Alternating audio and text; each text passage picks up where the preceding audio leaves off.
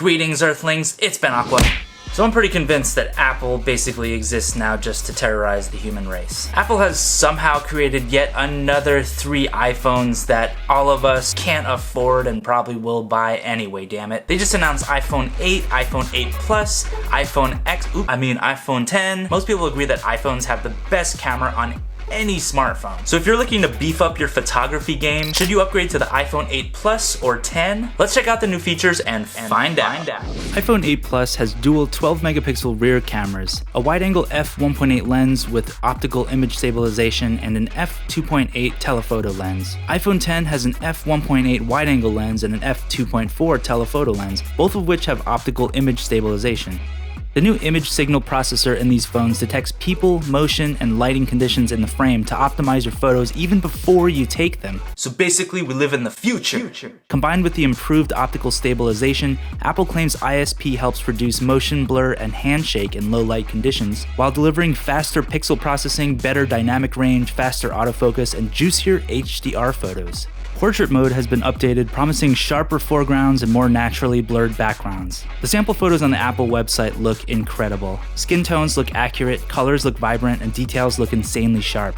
iPhone 10 takes your selfie game a step further than the 8 Plus, with portrait mode in the new 7 megapixel f2.2 front-facing camera, enabling the same AI background blurring in your delicious selfies. iPhone 8 Plus and 10 also introduced a new beta feature called portrait lighting, which uses the dual cameras and updated facial recognition software to create real-time studio lighting effect filters in portrait mode. They could be useful for applying quick effects to your portraits. On the video side, iPhone 8 Plus and 10 now have 4K video at 60 frames per second, an awesome upgrade from the 4K 30 frames per second on the iPhone 7. This is super exciting for me because 60 frames per second means you could take some really juicy 4K video, then slow it down in post while retaining full 4K quality.